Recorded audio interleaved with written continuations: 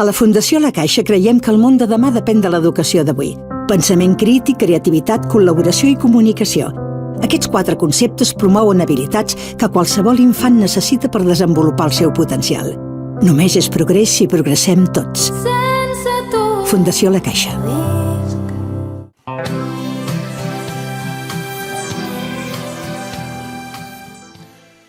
Hola, buenos días. Aquí estamos como todos los domingos. Llueva, frío o calor, nosotros siempre estamos al lado de la cultura, en este caso de la literatura. Y hoy traemos un libro precioso, bueno, como casi todos, ¿no? Pero este tiene hasta yo diría, un punto de feminidad muy bien escrito, para que lo pueda entender todo el mundo, que es el cuaderno de la bitácora para el peregrino, de Amparo Doña Iturría.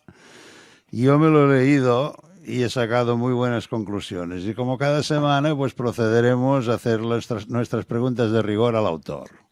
¿Qué tal, Amparo? ¿Cómo estás? Pues estupendamente. Ahora la que tiene ganas de preguntar eres tú, porque tengo curiosidad por eso que me acabas de presentar. Primero, gracias por invitarme, por la presentación, pero eso del punto de feminidad, luego, si quieres y si hay tiempo, me encantaría que me lo explicaras, porque me gusta, pero me encantaría saber por qué. Bueno, pues ya te lo diré después, fuera del quieras. plató, por decirlo de alguna manera, o de la pecera. Perfecto. Venga, vamos a empezar. ¿Se viaja tanto andando como con el pensamiento? Esta frase, que es con la que yo empiezo el libro, era una frase, la pongo evidentemente, para mí tiene todo el valor sentimental, porque era algo que siempre me decía mi madre. Yo muy inquieta, siempre queriendo viajar y conocer las cosas, y yo creo que ella me inculcó el prepararme las cosas antes de los viajes, sobre todo, que siempre me han encantado, antes de iniciarlos, prepararlo. Por eso sí que creo que se puede viajar con el pensamiento. ¿La peregrinación es un fenómeno universal?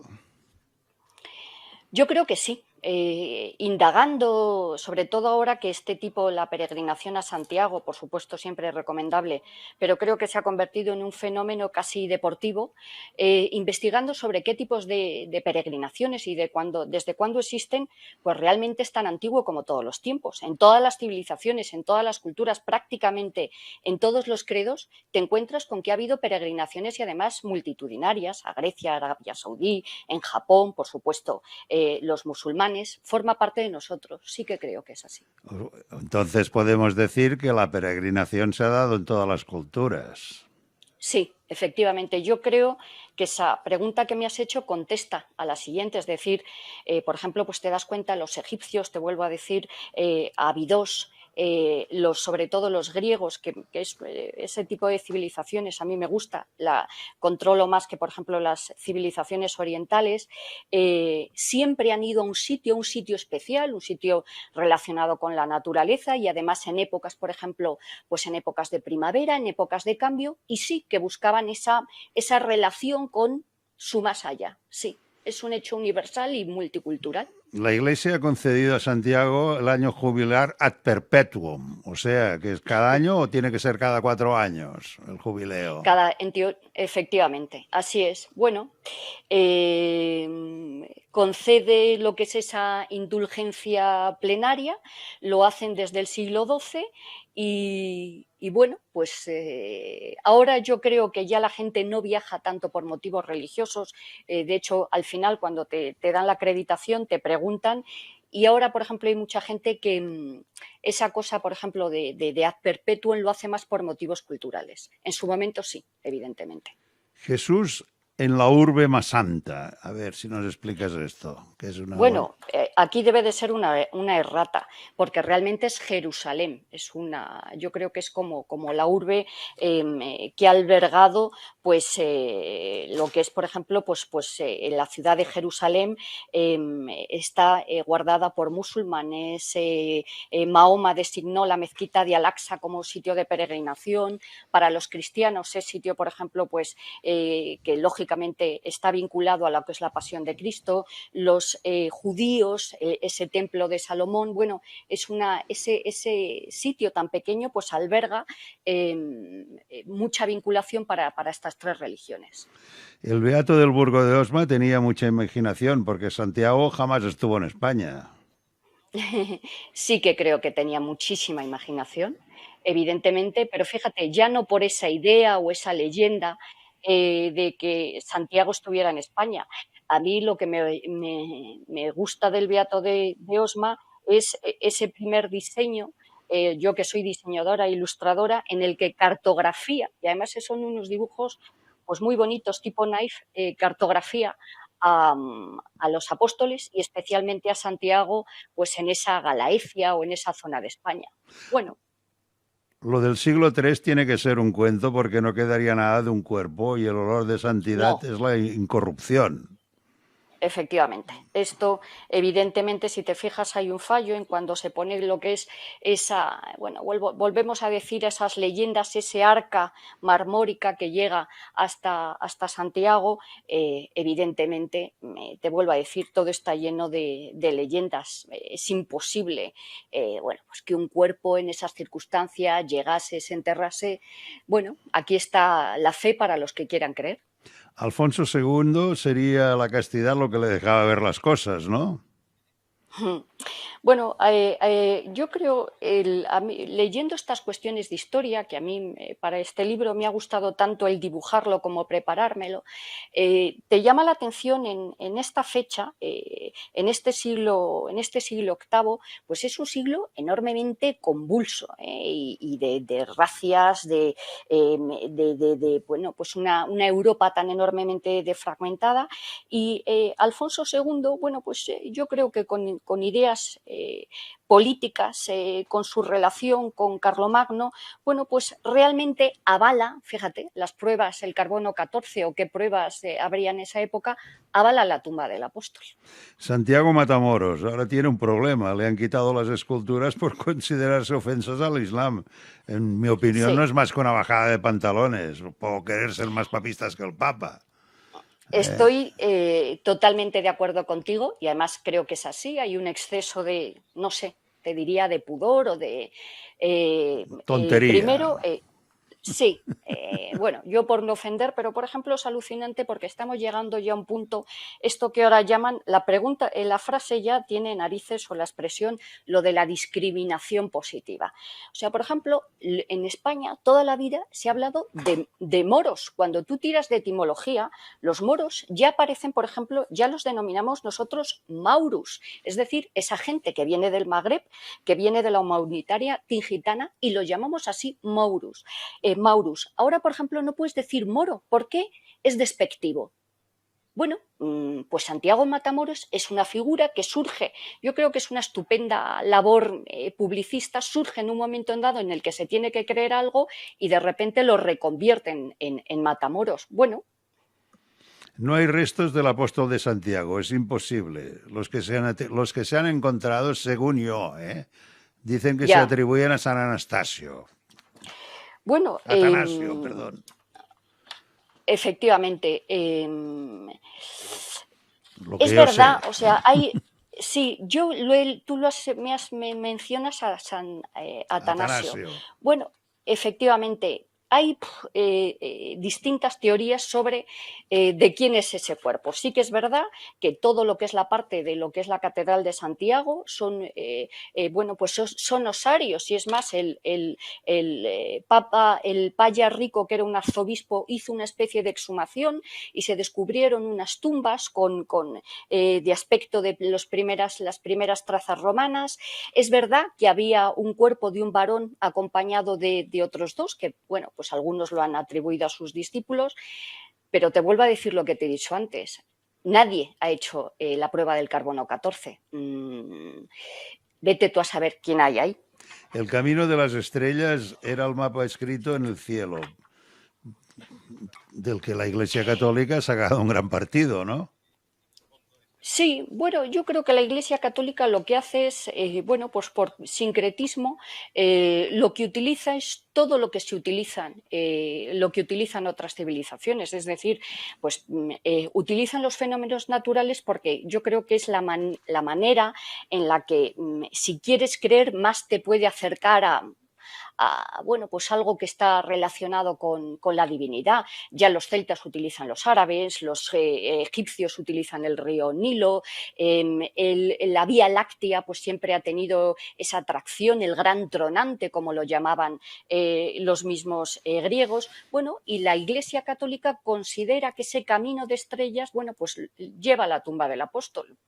En la página 23 reconoces la vía romana, por lo tanto confirmas que ya existía con los romanos para llegar a Finisterre, aunque es más Bueno, yo antiguo, según yo. sí, efectivamente. O sea, yo realmente, Román, tampoco, o sea, yo no soy historiadora, ¿eh? Yo te vuelvo a decir, lo que he cogido es toda la documentación que he encontrado sobre el camino y lo que he hecho es la he ilustrado profusamente, creo que son casi 400 ilustraciones con textos muy sintéticos. Pero sí que es verdad que, hombre, evidentemente, si algo se le puede reconocer la civilización romana es que eran espectaculares ingenieros y todavía tenemos restos de esas calzadas maravillosas, ¿no? Pero sí que ellos, por ejemplo, tienes la vía Quitania, que llega de Burdeos, llega a Santiago, y luego tienes la vía Nueva, que baja hasta Portugal. Evidentemente, ese Finisterrae era conocido por los romanos. Esa Galaecia, esa zona, estaba muy romanizada. Entonces, yo sí que creo que ese fin del mundo, evidentemente, era conocido en esa época, lógicamente, por quienes estaban aquí, que eran los romanos. El sincretismo religioso cogió siempre lo que más le convino, ¿no? Sí, sí, absolutamente. Te vuelvo a decir, yo creo, esto es como lo que te he explicado casi al principio, yo creo que es un hecho universal, o sea, aquí realmente inventar, poco inventamos. Los mismos, me vuelvo a remitir a los romanos con todo lo que es la religión griega, directamente lo que hacen es un copia y pega de todos sus dioses, y esto lo han hecho absolutamente el resto de las religiones. Evidentemente, la católica también coge lo que le interesa. La vieira siempre se ha atribuido a los peregrinos. Sería la forma de beber que tenían en aquel entonces, más que de los peregrinos.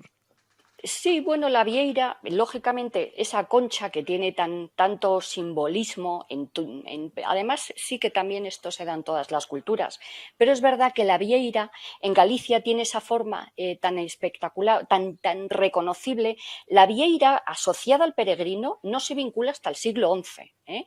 Pero es verdad que era la forma no solo de beber agua, sino también cuando hacían el camino de identificar que habían llegado hasta Santiago. A Era ver, una especie como del carné, ya. por decirlo de alguna manera, un poco burda, ¿no? Sí, ya, lo que había, ¿no? Luego Efectivamente. aquí nos hablas de un animal apotropaico. Hasta a mí me cuesta. El nombre es horroroso. A El ver, nombre ¿qué es es esto? En dos horroroso. palabras, que lo entendamos todos. Pues mira, un animal apotropaico, ¿eh? Es un animal protector. Las gárgolas, para que te hagas idea, tienen esa función. Es un animal que se le dan una especie de tintes mágicos y que tiene esa capacidad de proteger los dragones, las gárgolas. Bueno, pues es esa característica. Y la oca, bueno, tan analizada, que tiene además tantos topónimos en el camino, tiene esas características. Es un animal que se considera, bueno, primero es un guardián defensor espectacular, ¿no? Pero luego también la oca, al moverse en diferentes medios, es un animal de agua, es un animal que vuela, es un animal de tierra, bueno, pues tiene esas características pues eso, defensivas apotropaicas. Nicolás Flamel pidió que le iluminaran para hacer la piedra filosofal. Bueno, al menos este no engañó a nadie. La quería hacer él, ¿no? Efectivamente. Bueno, a mí, de las cosas que más me han gustado de hacer este libro es descubrir algunos personajazos. Y yo creo que de estos, Nicolás Flamel es un tío que me cae muy bien. Me parece un tío divertido, con una vida muy curiosa. Las circunstancias, por ejemplo, en las que, como él dice, encuentra la piedra filosofal, él peregrina porque de repente recibe en su casa de manera misteriosa un grimón alquímico, no lo sabe interpretar y se va a hacer el camino a ver si alguien le instruye. Llega y al volver en León, alguien le sabe interpretar lo que tiene ese grimón. A partir de ahí, por si alguien lo quiere buscar, él escribe un libro, un tío cultísimo, inteligentísimo para su época, que es el libro de las figuras jeroglíficas. Y a partir de ahí su vida cambia. Es un tío que de repente tiene una cantidad de dinero importante, empiezan a hacer sitios de beneficencia, atención a la gente, y luego él mismo, yo creo, que desarrolla su leyenda hablando de la inmortalidad. Bueno, un personaje curioso. Por Peregrinación, cierto, no porque sale en Harry Potter, entre otras películas. peregrinación por delegación o encargo. Esto es el colmo de la cara dura, ¿no? Sí, esto es así, esto ya es de traca. Y además no es que sea de traca, es decir, que tú pues mandas a alguien y hace la peregrinación por ti. Es que volviendo a estos personajes que descubres cosas curiosísimas, hay un personaje que es un capellán que trabaja de la corte de Felipe III, que es un peregrino por delegación, se llaman así, peregrino por delegación o peregrino vicario, ¿no? Y entonces hace la peregrinación. Concretamente, Diego Guzmán, no es que haga la peregrinación, que tarda además no sé cuántos meses, es que se lleva más de 20 y tantas personas, entre ellos juglares, gente que le animan, comida, o sea, hace una peregrinación pantagruélica, muy particular, ¿no? Constructores, maestros y canteros. Aquí tú no nombras a los masones, tendrían que salir. Sí, sí, estoy totalmente de acuerdo. Bueno, yo no sé si empiezan los masones en esa época. Sí que es verdad que son, algunos lo han denominado los primeros hombres libres. Este oficio, que además es una preciosidad ver en muchos sitios del camino, todas esas marcas de cantería, son hombres enormemente preparados que funcionan por gremios y trabajando para los mejores, pero ellos tienen la posibilidad de trabajar con quien quieren trabajar. Por eso se construyen como una sociedad gremial muy fuerte, y es verdad que los objetos que utilizan luego son los que luego se han utilizado como logotipo para las asociaciones masonas. De hecho, la palabra masón, que es francesa, sí que tiene que ver con esos gremios de arquitectos y constructores. Se da todo tipo de arquitectura en el camino, porque viene gente de todo el mundo. O sea, esto trajo muchas influencias, ¿no? Sí, absolutamente. Pero fíjate, yo creo que a mí, no solo porque trae gente de todos los sitios, y evidentemente pues me parece que es Goethe quien habla de la carretera cultural de Europa, ¿no? Creo que esa frase es de él. Pero en cualquier caso, a mí siempre me gustó la frase esa de Napoleón cuando desde las pirámides arenga y dice 40 siglos de historia nos contemplan, ¿no? Bueno, pues el Camino de Santiago, evidentemente, 40 no, pero 12 siglos sí que son. Entonces, lo bonito del camino, que a mí es lo que me gusta, es que es como una especie como de viaje en el tiempo, porque te encuentras construcciones de todas las etapas, de lo que es la península ibérica, y eso a mí me resulta espectacular y un tesoro para todos, la verdad. La música en el camino tenía que ser manual, mejor dicho, cantada como en tantas culturas, cruzándose. Veo que tú lo pones en latín, que era el inglés de entonces, el cum Sí, gaudeam catholici. sí, bueno, yo cuando he mirado un poco todos lo que son las características de lo que es la cultura en el camino, que tienes esa música sacra y pagana, bueno, pues piensa en esa sociedad eh, tan poco instruida, y yo creo que lo que les une es la música, es una manera, además, por ejemplo, de los juglares, es una manera de transmitir, es una manera de divertir, es una manera, además, por ejemplo, en la que pueden memorizar determinadas cosas. Bueno, pues a falta de las redes que tenemos ahora, los Twitter y tal, pues era el divertimento, y además un divertimento para todos. Martín de Codax, no se sabe nada de él, pero al menos en Cataluña sí que se conocían los juglares. Sí, por supuesto que sí.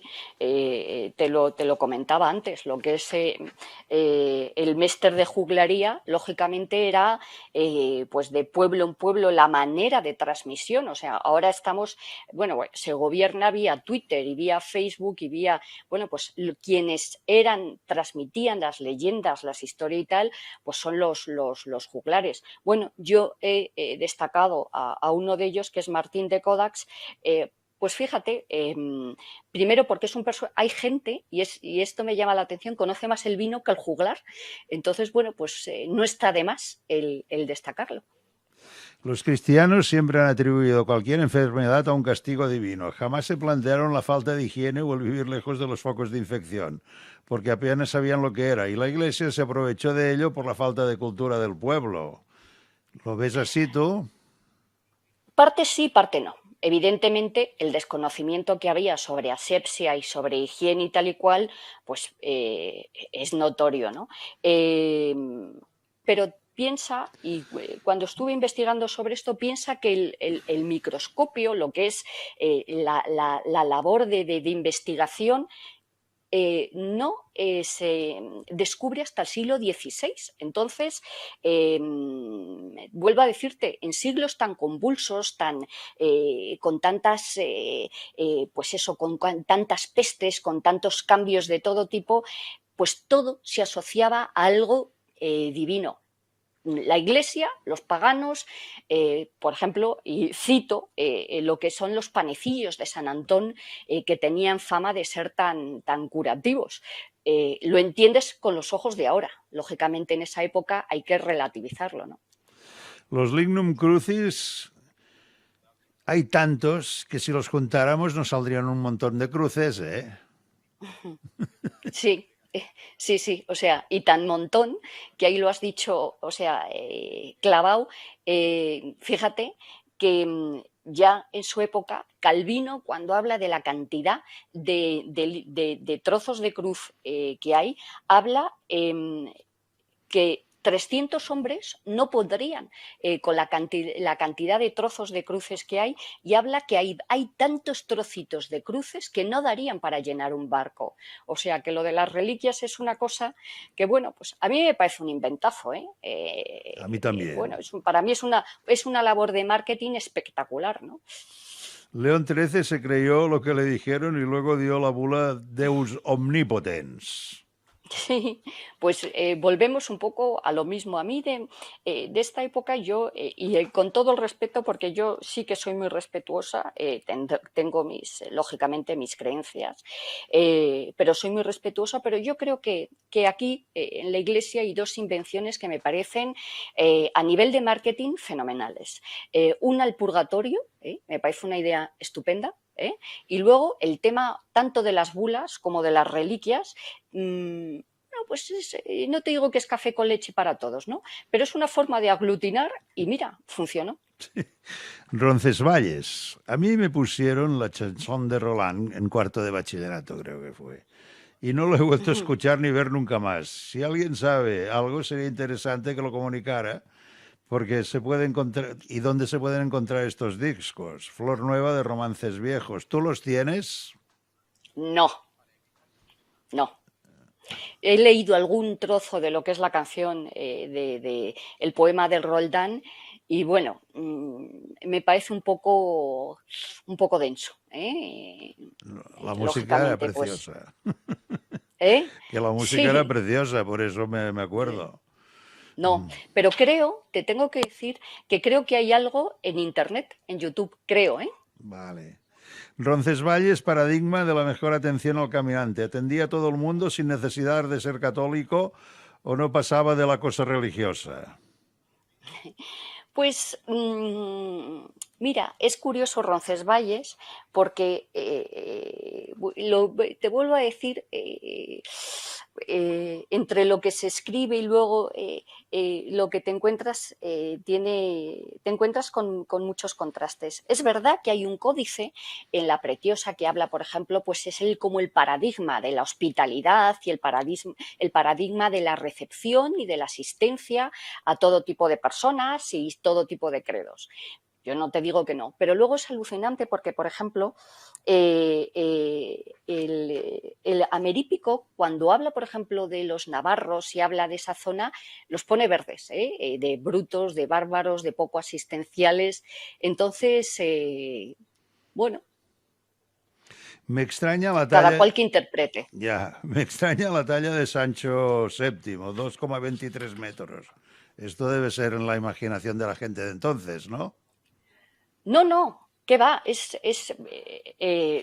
sí que lo contrasté porque como a ti me llamó muchísimo la atención. Y bueno, hay que ver la tumba. Es verdad que la tumba aparece un gigante. En su época a él le llamaban el fuerte.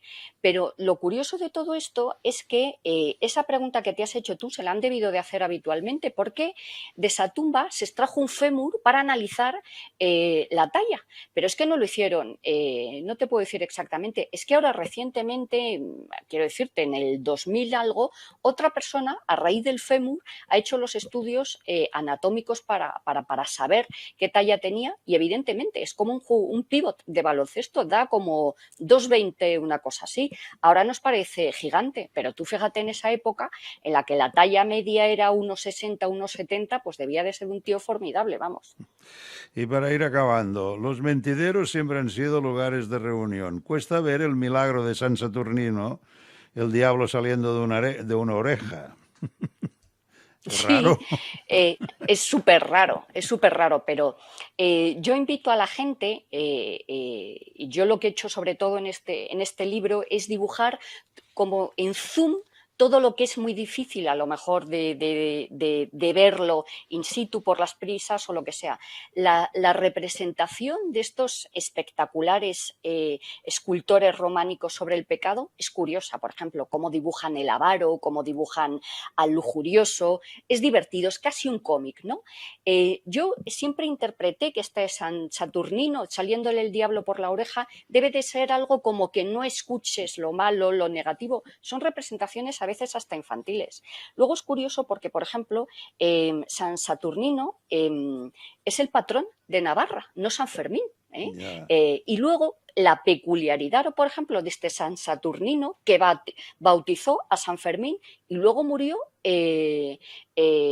atado, colgado al cuello de un toro. O sea, una peculiaridad. Y Uldi, para acabar, Ciraki Perfecto. tendremos que ir porque hay un San Román, uno que se llama como yo. Ah, pues mira, ya hay un San Román. Recomendable, por Bu- supuesto. Pues hasta aquí. Es un libro muy bonito, me atrevería a decir femenino, muy pedagógico sobre el Camino de Santiago. Es una guía muy bien explicada para todas las edades. No dejéis de leer Cuaderno de Bitácora para el Peregrino, de Amparo Duñaiturría, editorial Almuzara. Es fantástico. Lo recomiendo para todas las escuelas y universidades. A la Fundació La Caixa creiem que el món de demà depèn de l'educació d'avui. Pensament crític, creativitat, col·laboració i comunicació. Aquests 4 conceptes promouen habilitats que qualsevol infant necessita per desenvolupar el seu potencial. Només és progrés si progressem tots. Fundació La Caixa.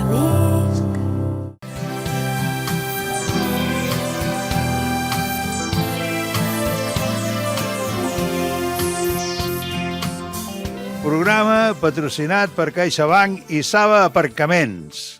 Generosament.